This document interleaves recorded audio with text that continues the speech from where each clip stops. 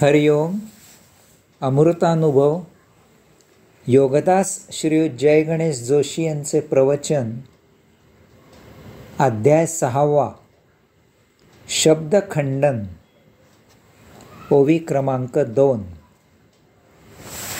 पाहते आरिसा पाहे, येथे काहीची नवल नव्हे. परी दर्पणे येणे होये, न पाहते पाहते.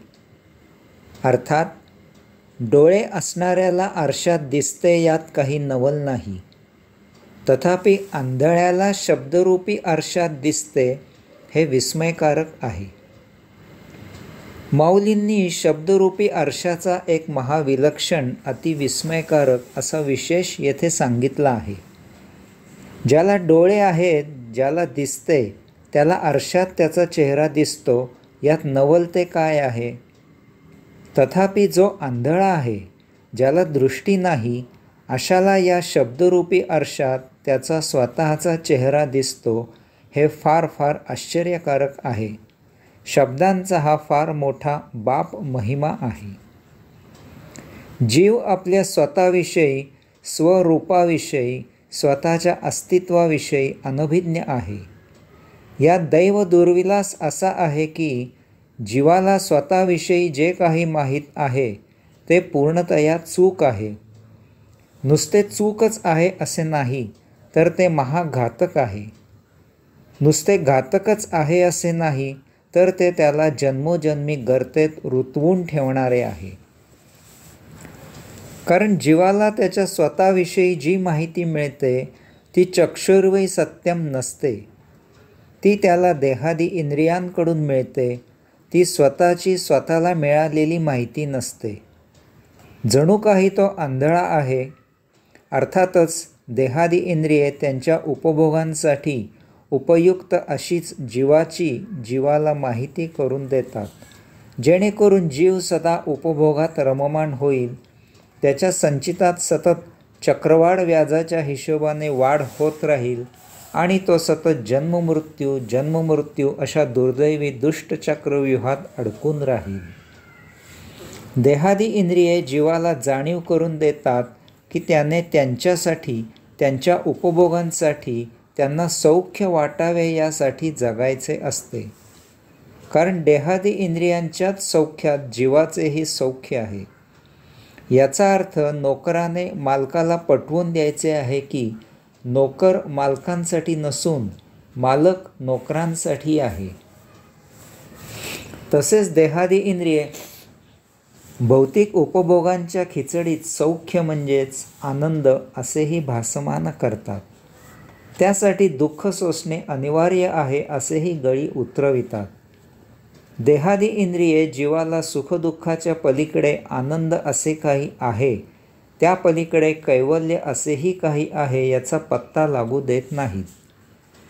जीवाला शब्दरूपी आरशामुळे आत्मपरब्रह्माबद्दल माहिती होते. यात विशेष असे आहे की आत्मपरब्रह्म बाहेर नसून ते अंतःकरणात आहे. ही अत्यंत महत्त्वाची माहिती जीवाला शब्दांच्या माध्यमांमुळे मिळते. देहादी इंद्रियांकडून त्याला इतकेच माहीत असते की आत्मपरब्रह्म देहाबाहेर मंदिर, मूर्ती, मठ, आश्रम इत्यादी ठिकाणी आहे. या अशा माहितीमुळे जीव कधीही आत्मपरब्रह्माला जाणून घ्यायचा, पाहण्याचा विचारही करत नाही. कारण जीव देहाच्या आत आहे. तो यासाठी देहादी इंद्रियांना साथ देत असतो. आता शब्दांमुळे त्याला ज्ञान प्राप्त होते की आत्मपरब्रह्म अंतःकरणात, तो जेथे आहे तेथे त्याच्या सन्निध आहे. त्याला जाणणे, त्याला पाहणे, त्याला प्राप्त करणे हे फक्त त्याच्याच कार्यक्षेत्रात आहे. हे देहादी इंद्रियांच्या कक्षेत येत नाही. ही अत्यंत महत्त्वाची माहिती शब्दांमुळे जीवाला ज्ञात झाल्यावर स्वाभाविकच जीव आत्मपरब्रह्माचा शोध सुरू करतो. त्यायोगे आता संपूर्ण लक्ष अंतःकरणात केंद्रित होते. याचा एक छान परिणाम असा होतो की आता ऊर्जा यासाठी वापरायला सुरुवात होते. यायोगे देहादी इंद्रिये क्षीण होतात. देहधर्मापुरतीच ती कार्यरत असतात. इतर वेळी ती जीवात्म्याच्या आत्मपरब्रह्म शोधनाच्या कार्यात स्वतःला झोकून देतात. एकचित्त एकाग्र होण्यासाठी जीवाला याचा फार उपयोग होतो. याचा अर्थ आत्मपरब्रह्म जाणणे हे बाह्य इंद्रियांचे कार्य नाही. याचा अर्थ असाही आहे की देहादी इंद्रियांच्या बाह्य हालचाली जेव्हा क्षीण होतात तेव्हा जीवाचे आत्मपरब्रह्म शोधनाचे कार्य व्यवस्थित सुरू राहते. याचा अत्यंत महत्त्वाचा अर्थ असा आहे की पंचज्ञानेंद्रियांच्या माहितीचा आत्मपरब्रह्म शोधण्यासाठी काहीही उपयोग नाही. उलट यासाठी ती आवरून घेणे हेच श्रेयस्कर असते. यालाच माऊलींनी शब्दरूपी आरशात आंधळाही पाहू शकतो असे म्हटले आहे. अशा प्रकारे देहादी इंद्रियांच्या अतीत होऊन अंतःकरणात जीवाचे अंतःचक्षूंनी आत्मपरब्रह्म शोधनाचे कार्य सुरू होते आणि यथाकाळी त्याला साक्षात्कार होतो की तो स्वतःच त्या आत्मपरब्रह्माचा अंश आहे, तो स्वतःच आत्मपरब्रह्म आहे. हेच ते देहादी इंद्रियांच्या मदतीशिवाय अंतःचक्षूंनी जीवाचे आरशात पाहणे आहे.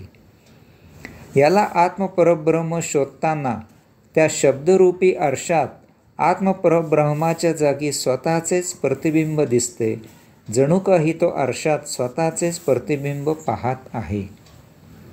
आता यायोगे तो जीव न राहता तो जीवात्मा होतो. शब्दरूपी आरशाकडून त्याला झालेली ही फार मोठी जाणीव असते. कारण आता भौतिक भोगापवर्गता देह जीवित राहण्यापुरतीच उरते. इतर वेळी तो स्वस्वरूपी स्वसान्निध्यात स्वसत्संगात रत राहतो, प्रभू विभूचे कार्य करतो. त्याच्यासाठी सृष्टीलीला साक्षीत्वाने अवलोकन करतो. आता येथे येण्याचा एकमेव हेतू साध्य होतो. हरिओम.